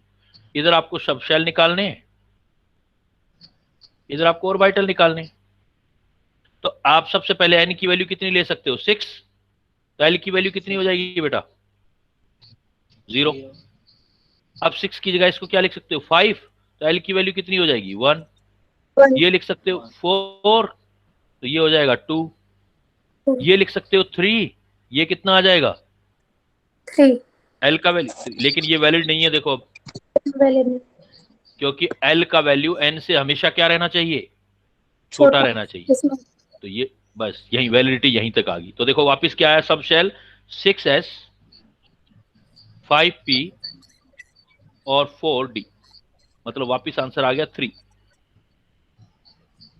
और s है तो एक ऑर्बिटल, p है तो 3 ऑर्बिटल और d है तो 5 5 ऑर्बिटल। और तो टोटल 9। तो आंसर तो सेम ही आया बेटा। आप n plus l is equal to 5 ले लो चाहे n plus l is equal to 6 ले लो, दोनों के अंदर सब एनर्जी लेवल 3 आएंगे और ऑर्बिटल 9 ही आएगा। बट ऑर्बिटल और सब एनर्जी लेवल कौन से हैं वो चेंज हो जाएंगे। यहां देखो कौन कौन से आए थे आपके? 5s 4p 3d। लेकिन यहां कौन से आए हैं आपके? 6s 5p 4d। ये डिफरेंस है। नंबर जरूर सेम आया है लेकिन जो है डेजिग्नेशन में डिफरेंस आया। क्लियर है बेटा? कर लोगे वैलिडिटी वाले क्वेश्चन? चलूं आगे? Yes sir.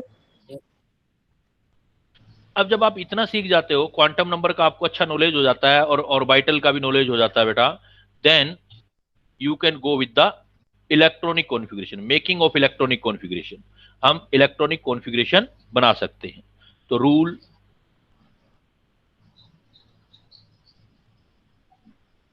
To make electronic configuration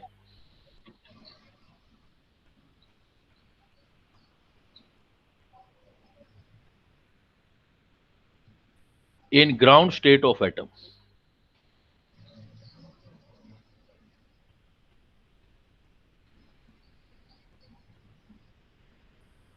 इसके लिए बेटा हमारे पास 3 रूल है। फर्स्ट ए है ऑफबो प्रिंसिपल या रूल, सेकंड है हुंस रूल, एंड थर्ड है पाउली प्रिंसिपल या पाउलीज रूल। एक्चुअली पहला रूल बताता है कि इलेक्ट्रॉन आप मेन एनर्जी लेवल में कैसे भरते हो, हुंस बताता है कि सब एनर्जी लेवल में इलेक्ट्रॉन फिल कैसे करते हो, और पाली बताता है कि ऑर्बिटल में कैसे करते हो। तो 1 बाय 1 देखें अपने। तो फर्स्ट देखो आपका ए जो है ऑफबो रूल है। ऑफबोज रूल क्या कहता है? एक तो वन थिंग ये कि ऑफबो साइंटिस्ट नेम नहीं है। ऑफबो का मतलब होता है जर्मन वर्ड है, नॉट नेम ऑफ साइंटिस्ट।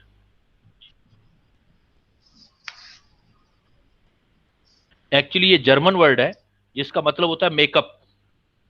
यहां जो मेकअप कर रहे हैं वो मेकअप इलेक्ट्रॉनिक कॉन्फ़िगरेशन का कर रहे हैं। तो ये साइंटिस्ट नेम नहीं है, ये दोनों साइंटिस्ट के नेम है। हुंड और पाउली दोनों साइंटिस्ट नेम है, लेकिन ऑफबो जर्मन लैंग्वेज का वर्ड है जिसका मतलब होता है मेकअप। यहां मेकअप किसका है? इलेक्ट्रॉनिक कॉन्फ़िगरेशन का। तो इसमें क्या कह सकते हैं हम? ऑफबो रूल में हम कह सकते हैं कि electrons are filled in increasing, even मैंने ये पहले ही बता दिया था पॉइंट आपको, electron are filled in increasing order of energy of energy level. इसने बोला इलेक्ट्रॉन फिल करो, कैसे करो? लेकिन ग्राउंड स्टेट में। ये बात ध्यान रखना, एक्साइटेड के लिए नहीं है, ये ग्राउंड के लिए। और इलेक्ट्रॉन फिलिंग के लिए रूल है, रिमूवल के लिए नहीं है, निकालने वाला रूल नहीं है। इलेक्ट्रॉन फिल करने के रूल पढ़ रहे हैं पहले हम। तो electron are filled in increasing order of energy level. मतलब आप जिसकी एनर्जी कम है उसमें इलेक्ट्रॉन पहले फिल करो, जिसकी एनर्जी ज्यादा है उसमें बाद में करो। और बेटा एनर्जी कैसे चेक करोगे? कल बताया था मैंने, N+L रूल। नो, 2 चीजें थी बेटा, एक चीज दिमाग में नहीं रखनी, दोनों। Electron are filled in increasing order of energy of level, उसमें आपको चेक करना पड़ेगा कि एनर्जी कैसे चेक करोगे। How can we check energy? Problem ये आएगा आपके पास। N+L रूल से। नो बेटा, 2 अलग अलग केस होंगे। आपको पहले ये चेक करना पड़ेगा कि 1 इलेक्ट्रॉन सिस्टम में या मल्टी इलेक्ट्रॉन। 1 इलेक्ट्रॉन में अलग होगा और मल्टी इलेक्ट्रॉन सिस्टम में अलग होगा, ये ध्यान रखना है। अगर आपके पास देखो, अब आप कैसे चेक करोगे? How can we check energy? तो आप देखोगे फॉर 1 इलेक्ट्रॉन सिस्टम, अगर आपके पास 1 इलेक्ट्रॉन वाली कोई स्पीसीज है, for 1 electron species, then energy is decided by energy is decided by only principal quantum number। Exam में थियोरेटिकल क्वेश्चन भी आ सकता है, क्योंकि 1 जो फॉर 1 इलेक्ट्रॉन स्पीसीज, अगर आपके पास 1 इलेक्ट्रॉन वाला कोई भी एग्जांपल है तो आपको जो एनर्जी डिसाइड करना है वो सिर्फ प्रिंसिपल क्वांटम नंबर से करना है। And as I told you in last class कि आप सिर्फ n से कैसे करोगे? बिकॉज 1 इलेक्ट्रॉन सिस्टम के लिए फार्मूला था आपके पास बोर थ्योरी वाला, because E is equal to -13.6 Z² upon n²। तो यहां पर n इंक्रीज होता जाएगा तो एनर्जी इंक्रीज होती जाएगी। तो चेक कर लेना पहले आपकी पूछ किसके लिए रहा है।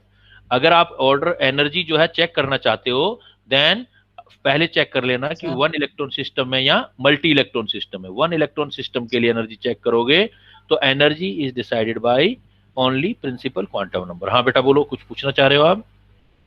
सर यहाँ पे n इंक्रीज होगा तो फिर E एनर्जी इंक्रीज कैसे हो जाएगी यहाँ पे? माइनस में है ना, अच्छा हाँ ठीक है सर। माइनस है तो इंक्रीज हो जाएगा ना, प्लस होता तो इनवर्सली प्रोपोर्शनल होता, माइनस है तो वापस डायरेक्टली प्रोपोर्शनल हो गया। Okay sir. तो आपका फॉर वन इलेक्ट्रॉन स्पीसीज के लिए एनर्जी डिसाइड करना है प्रिंसिपल क्वांटम नंबर से करना है। तो प्रिंसिपल क्वांटम नंबर से करना है तो जैसे देखो, जैसे एज एग्जांपल आपको हाइड्रोजन में देखना है, suppose as example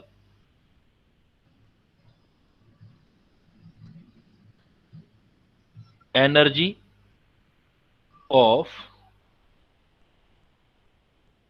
energy level in hydrogen atom. तो हाइड्रोजन एटम तो वन इलेक्ट्रॉन सिस्टम है बेटा। अब है क्या ऑर्बिटल हमारे पास, जैसे बहुत सारे हैं, जैसे न्यूक्लियस से स्टार्ट करोगे तो 1s आएगा, फिर सेकंड में 2s और 2p दोनों आएंगे, थर्ड में 3s 3p 3d दोनों आएंगे, ऐसे चलते जाएंगे, 4 होगा तो 4 आ जाएंगे। तो अब इनकी एनर्जी बतानी है तो सिर्फ किससे डिसाइड करोगे बेटा एनर्जी? n से। तो देखो ये n की वैल्यू 1 तो 1s से ज्यादा एनर्जी किसकी आ जाएगी? 2s की। But it should be keeped in mind 2s और 2p का एनर्जी सेम होगा बेटा हाइड्रोजन एटम में, 2s एंड 2p का एनर्जी सेम होगा। फिर 2p से ज्यादा एनर्जी जो हाइड्रोजन है, सर सिर्फ हाइड्रोजन के लिए ही है? जो भी वन इलेक्ट्रॉन सिस्टम हो, मैंने ऊपर लिख दिया ना, इसमें तो सारी बात आ गई। कोई भी ऐसी स्पीसीज हो जिसमें एक इलेक्ट्रॉन है, ऐसी कोई भी आपको स्पीसीज दे दी जाए तो उसमें आप ऐसे ही चेक करोगे, हाइड्रोजन हो सकता है, He पॉजिटिव आयन हो सकता है, Li2 पॉजिटिव आयन हो सकता है। तो वन इलेक्ट्रॉन सिस्टम, ये चीज लिखी हुई है ना हमने, इसको ध्यान रखना है। तो हाइड्रोजन में 1 इलेक्ट्रॉन होता है, इसलिए आप एनर्जी का ऑर्डर ये देंगे। तो इसमें एनर्जी का ऑर्डर देखो आपके पास क्या आ गया, 1s से ज्यादा किसकी एनर्जी आई बेटा? 2s। लेकिन 2s और 2p की इक्वल, क्यों इक्वल लिखी है बेटा मैंने? n बिकॉज सेम है। दोनों का n सेम है। फिर देखो इससे ज्यादा किसकी आएगी? 3n इंक्रीज हो गया, बट 3s 3b और 3d सेम हो जाएगा। यहां पर here one terminology we can use, that is the degeneracy या degenerate orbital।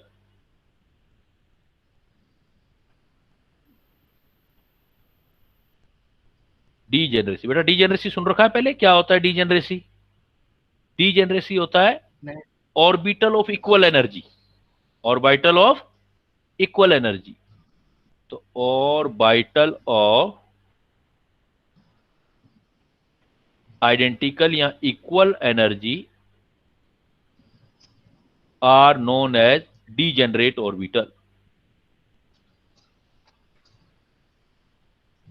या डीजेनरेसी बोल देंगे। जिन ऑर्बिटल का एनर्जी सेम होता है ना, उसको डीजेनरेट ऑर्बिटल बोलते हैं। देखो इधर 1s की एनर्जी अलग है 2s से, लेकिन 2s और 2p की एनर्जी सेम है। और p कितने ऑर्बिटल होते हैं बेटा? 3 होते हैं। तो इसका मतलब इन चारों ऑर्बिटल की एनर्जी सेम होगी, इसकी, इसकी, इसकी, इसकी। तो इसको बोलेंगे, देखो चारों की एनर्जी सेम है, इसको बोलेंगे 4 फोल्ड डीजेनरेसी। 4 है तो 4 बोल देंगे, 4 फोल्ड डीजेनरेसी। इधर आ जाओ, देखो इसमें ये कितने फोल्ड डीजेनरेसी हो जाएगी? इन सब की एनर्जी सेम है। तो देखो s का एनर्जी सेम हो गया, इस वाले का 3s का, फिर इन तीनों का भी इसके इक्वल हो गया, और फिर इसका पांचों का भी इक्वल हो गया, 3d 5 होंगे। तो हाइड्रोजन में थर्ड शेल में देखो कितनी डीजेनरेसी है, देखो 9 1 2 3 4 5 6 7 8 9। तो इसको क्या बोलेंगे हम? 9 फोल्ड डीजेनरेसी। 9 फोल्ड डीजेनरेसी, मतलब 9 ऑर्बिटल की एनर्जी इक्वल है किसमें? थर्ड शेल में। ऐसे क्वेश्चन आएगा, 4 fold degeneracy is found in the hydrogen atom. Answer क्या दोगे? Second shell. क्या आंसर दोगे? Second shell. आ जाएगा 9 fold degeneracy are present in hydrogen atom, तो कौन सा शेल बोलोगे बेटा? Third shell. Third shell. Question का थीम समझना है। तो ये तो हो गया वन इलेक्ट्रॉन सिस्टम। बट अगर मल्टी इलेक्ट्रॉन सिस्टम आ जाए जिसमें एक से ज्यादा इलेक्ट्रॉन हो, देन आपको दोनों क्वांटम नंबर का रिक्वायरमेंट होगा, n का भी और l का भी। अगर हमारे पास मल्टी इलेक्ट्रॉन सिस्टम है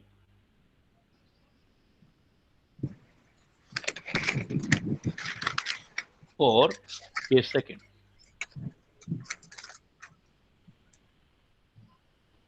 Multi-electron system. Suppose we have multi-electron species या system. तो multi-electron system में energy is decided by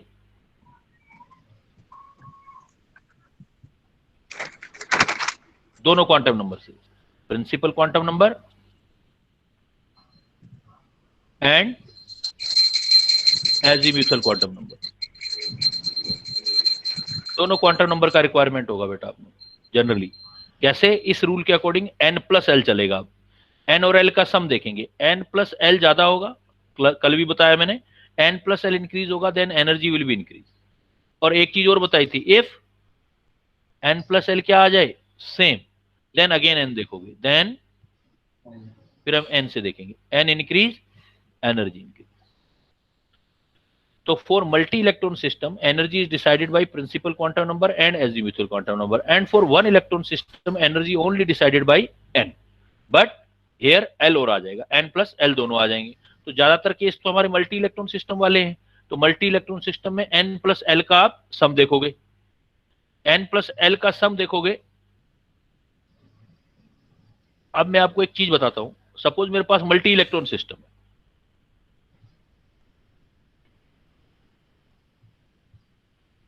और मेरा मानना है शायद इसीलिए हम कंपटीशन का प्रिपरेशन करते हैं कि इस तरह की चीजें जब फंसती हैं तो वो कैसे सोल्व करें।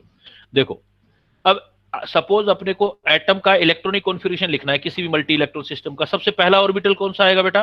प्लेसिंग की बात कर रहे हैं, ये न्यूक्लियस, न्यूक्लियस से सबसे पहले कौन आएगा? 1s, 1s, उसके बाद आएगा सेकंड, सेकंड में 2 आएंगे 2s एंड 2p, थर्ड में बेटा 3 आएंगे 3s, 3p एंड 3d, 4 वाले में 4 आएंगे 4s, 4p, 4d and 4f, ऐसे 5 में 5 आते जाएंगे। तो ये प्लेसिंग आ गई, लेकिन ये तो ऑर्बिटल की प्लेसिंग है। अब इलेक्ट्रॉन फिल करने हैं तो अपने को n+l का सम देखना होगा, n+l का सम देखना होगा। देखो इसका निकालते जाओ वन बाई वन। सपोज इसमें देखो n की वैल्यू 1, s के लिए l का वैल्यू कितना होता है? 0, तो n+l कितना आ जाएगा बेटा? 1। इसके लिए निकालो 2, 0, 2, 2, 1, 3, 3, s है तो 0, 3, 3, p है तो 1, 4, 3, d है तो 2, 5, 4, s है तो 0, सपोज 4। तो अब देखो n+l आ रही है आपकी, तो आपने अब एनर्जी डिसाइड करनी है। तो एनर्जी देखो जैसी प्लेसिंग है वैसे ही एनर्जी करो आप, और उसमें ध्यान रखो कि इलेक्ट्रॉन फिल करते टाइम कैसे करोगे आप। तो देखो सबसे पहले किसकी एनर्जी आएगी? ये सबसे कम है, सबसे पहले आ रहा है बेटा आपका 1s। 1s से ज्यादा एनर्जी किसकी आ रही है? देखो 2s। 2s से ज्यादा एनर्जी किसकी आ रही है? अब देखो 2 है, 2p और 3s दोनों के लिए n+l का वैल्यू सेम है। जब दोनों के लिए n+l सेम है तो वापस क्या चेक करूंगा मैं? n। तो n जिसका ज्यादा होगा उसकी एनर्जी ज्यादा होगी, तो 2p से ज्यादा एनर्जी हो जाएगा 3s का। क्लियर? अब 3s के बाद आ जाओ, देखो 3p, अब 3p के लिए n+l वैल्यू 4, तो इससे ज्यादा एनर्जी आ गई। 3p से 3d n+l की वैल्यू 5, ज्यादा एनर्जी आ गई। बट इधर देखो 4s में, 4s के लिए n+l का वैल्यू कितना है? 4, और 3d के लिए कितना है? 5। तो इसका मतलब यहां पर 4s की एनर्जी ज्यादा नहीं होगी, बजाय इसकी एनर्जी ज्यादा होगी, 3d की एनर्जी ज्यादा होगी। ये चीज देखो, सिंबल मैंने चेंज कर दिया। ये इसका मतलब जो प्लेसिंग है वो यही है। किसी भी एटम का इलेक्ट्रॉनिक कॉन्फ़िगरेशन लिखोगे तो प्लेसिंग तो यही लिखोगे आप, लेकिन इलेक्ट्रॉन पहले 3p में करोगे, फिर एनर्जी के ऑर्डर के अकॉर्डिंग, फिर 4s में, फिर अगेन 3d में आओगे आप। ये जो है इलेक्ट्रॉन फिलिंग सिस्टम है, मतलब इलेक्ट्रॉन फिल कर रहे हो ड्यूरिंग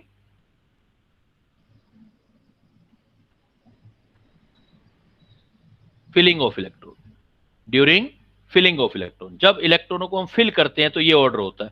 तो ड्यूरिंग फिलिंग ऑफ इलेक्ट्रॉन, ये नोट में कर लेते हैं ना, during filling of electron energy of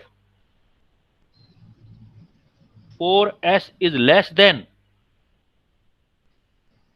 3d। जब इलेक्ट्रॉनों को फिल करते हो तब ये एनर्जी ऑर्डर आता है बेटा। बट जब इलेक्ट्रॉन फिल हो गए, रिमूव करते हो, अब ये ध्यान देना, it should be keeped in mind, very important point, during removal of electron, फिर n+l रूल फॉलो नहीं होता, n रूल फॉलो होता है। During removal of electron n higher, energy higher. As example, energy of 4s is greater than, बड़ा important point है ये। Generally जब तक स्पेशली हम ध्यान नहीं देते तो ध्यान जाता ही नहीं हमारा इस पॉइंट पर। During removal of electron, n से एनर्जी डिसाइड होगी, n+l से नहीं, n हायर, एनर्जी हायर। तो energy of 4s is greater then 3d हो जाएगा। कब? जब इलेक्ट्रॉनों का रिमूवल करते हो। तो इसलिए आप इलेक्ट्रॉन जब रिमूवल करते हो तो ज्यादा एनर्जी वाले से निकालोगे। तो आप जब इलेक्ट्रॉन फिल करते हो तो बेटा पहले 4s में इलेक्ट्रॉन फिल करते हो, फिर किस में करते हो आप? 3d में। लेकिन जब आप इलेक्ट्रॉन रिमूव करते हो तो आप 3d से इलेक्ट्रॉन नहीं निकालते, पहले आप 4s से ही निकालते हो। इसका मतलब एनर्जी का ऑर्डर वापस रिवर्स हो जाता है, बिकॉज n से डिसाइड होता है। तो during removal of electron n greater, तो एनर्जी ग्रेटर। जैसे मैं एक सिंपल सा एग्जांपल देता हूं, because you all are belong to the dropper batch, इतना तो पढ़ ही चुके होते हो। सपोज आपने कई बार किया होगा, आयरन का एटॉमिक नंबर जब लिखना हो, आयरन का एटॉमिक नंबर होता है 26। तो इलेक्ट्रॉनिक कॉन्फ़िगरेशन मैं आपको बोलूंगा कि ऐसे लिखोगे, 1s 2s 2p, 3 है तो 3 स्टार्ट हो गया तो 3 लिखोगे, 3s 3p 3d, 4 है तो 4 स्टार्ट हो गया, 4s 4p 4d 4f। It is recommended for you कि जब भी आप करो तो आप ऐसे स्पेसिंग ऐसे ही रखा करो, प्लेसिंग ऐसे ही रखा करो, 1s 2s में 2, 2s 2p, 3 में 3, 3s 3p 3d, 4s 4p 4d 4f। अब इलेक्ट्रॉन फिल करना है तो नंबर वाइज चलो, देखो सबसे पहले किस में इलेक्ट्रॉन करोगे? 1s में, फिर 2s में, फिर यहां तक 18 इलेक्ट्रॉन आ जाते हैं। तो इसके बाद किस में भरते हो बेटा? इतना आइडिया है ना? किस में भरते हो? 3d में भरते हो या 4s में? 4s में। इसका मतलब 3d से 4s की एनर्जी कम हुई इलेक्ट्रॉन फिल करते टाइम। तो during filling of electron energy of 4s is less than 3d, पहले इधर भरते हो और फिर आप 6 इधर करते हो, इलेक्ट्रॉन ये खाली रहते हैं। अब सपोज में आप 10 आएगा। कहां 10 आएगा बेटा? अगर मैं आपको ये बोल देता हूं कि आयरन है, आयरन में आपको 3 इलेक्ट्रॉन या 2 इलेक्ट्रॉन या निकालने हैं आपको, या 3 इलेक्ट्रॉन निकालने हैं, Fe+3 है करना है। तो अब देखो इलेक्ट्रॉन निकालते टाइम लास्ट में किस में भरे थे आपने इलेक्ट्रॉन भरते टाइम? 3D में। 3D में। लेकिन जब निकालोगे तो 3D से स्टार्ट नहीं करोगे निकालना, 4s से करेंगे। 4s से करेंगे। तो रूल चेंज हो गया बेटा। देखो during removal of electron energy of 4s is greater then 3d। इसका मतलब 4s अनस्टेबल है, ज्यादा एनर्जी वाला है, इसलिए पहले उससे निकाल रहे हो, आप 3d से नहीं निकाल रहे, अदरवाइज पहले 3d से निकालते। तो भरते टाइम अलग बात होती है, इलेक्ट्रॉन निकालते टाइम अलग बात है। तो निकालते टाइम पहले 4s से निकालोगे फिर 3d, तो क्या आ जाएगा देखो, 1s2 2s2 2p6 3s2 3p6। अब 3d पहले 4s से दोनों इलेक्ट्रॉन निकालो, ये 0 हो गया, 2 इधर से निकल गए, एक और निकालना है, अब इधर से निकालो तो 3d 5 लिखोगे।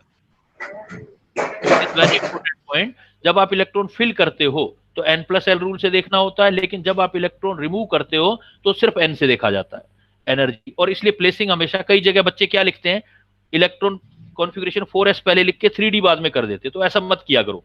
प्लेसिंग जहां है वहीं रहने दो, इलेक्ट्रॉन फिल करते टाइम ध्यान रखा करो कि कहां हमें क्या करना है। तो इस तरह की प्रॉब्लम जो आएंगी फिर वो गलत नहीं हो पाएंगी आपकी। और आपका रेडीमेड फार्मूला n+l रूल है, तो वो ऐसे करके आप एक हेल्प ले सकते हो कि जब भी कोई भी कंपटीशन या कोई भी टेस्ट देते हो आप, तो इस फार्मूले को पहले ही बना लिया करो आप। So 1 इलेक्ट्रॉन स्पीशीज के लिए भी यही फॉर्म होगा ना, रिमूवल ऑफ इलेक्ट्रॉन। 1 के लिए तो है ही, वो तो n से ही डिसाइड हो रहा है, उसमें तो कोई प्रॉब्लम वैसे भी नहीं आएगा आपको। अब देखो इसमें आप रेडीमेड फार्मूला क्या तैयार करो, ऐसे कर सकते हो सपोज n+l रूल रेडीमेड, जैसे 1s, सेकंड में 2 है 2s और 2p, थर्ड में 3 है 3s 3p 3d, 4 में 4 है 4s 4p 4d 4f, बनाते जाओ जितना बनाना है। 5s है 5p 5d, even 5f 5g होता है, हम बनाते नहीं है, 5 आगे तो 5 होंगे ना सब एनर्जी लेवल उसके अंदर। और सपोज 6 है तो 6 बना सकते हो आप, 6s 6p 6d 6f 6g 6h। अब क्या करो, इसके बाद आप इसको ओब्लिक काट दो ऐसे, आपका n+l रूल अपने आप फॉलो हो जाएगा। ओब्लिक काट के अब s बनाते जाओ, s ऐसे, तो इलेक्ट्रॉन फिलिंग आ जाएगी अपने आप। ये जो आएगा आपका एनर्जी ऑर्डर आ जाएगा आपको, तो ये हो जाएगा आप डायरेक्ट ही energy order according to n+l rule, अपने आप ही देखो आ जाएगा। तो देखो पहले इलेक्ट्रॉन किस में जाएगा 1s, फिर किस में जाएंगे 2s में, फिर 2p 3s 3p में 3d से पहले देखो किस में आ गई 4s में इलेक्ट्रॉन फिल करने, फिर 3d में। ये energy order according to n+l rule या increasing energy order according to n+ rule during, ये बात जरूर ध्यान रखना बेटा, ड्यूरिंग इसकी बात कर रहे हैं फिलिंग्स ऑफ इलेक्ट्रॉन, जब आप इलेक्ट्रॉन फिल करते हो तब, वो भी इन ग्राउंड स्टेट।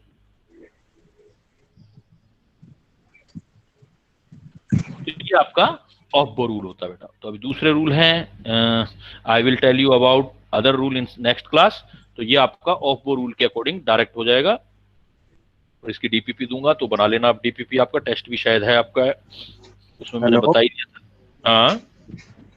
हाँ सर, बस टेस्ट के बारे में बताना था मेरे को उनको। हाँ बता दो हर्ष, बता दो। बेटा आपको ना टाइम टेबल मिला होगा, तो उसमें वेडनेसडे को टेस्ट दे रखा होगा। आवाज आ रही है मेरी? Yes sir. Yes sir. तो वेडनेसडे नहीं होगा, वेडनेसडे तुम्हारी छुट्टी है लास्ट में। अब 11 मंगलवार को टेस्ट होगा, उसमें जियोलॉजी का मतलब जियोलॉजी का टेस्ट नहीं होगा, बिकॉज क्योंकि आपकी एक ही क्लास हुई है, ठीक है। तो मे बी 3 आवर्स का पूरा नहीं होगा वो, मे बी 45 मिनट्स कम हो जाएंगे उसमें। बाकी केमिस्ट्री वाले का मतलब केमिस्ट्री का सिलेबस सर बता देंगे आपको।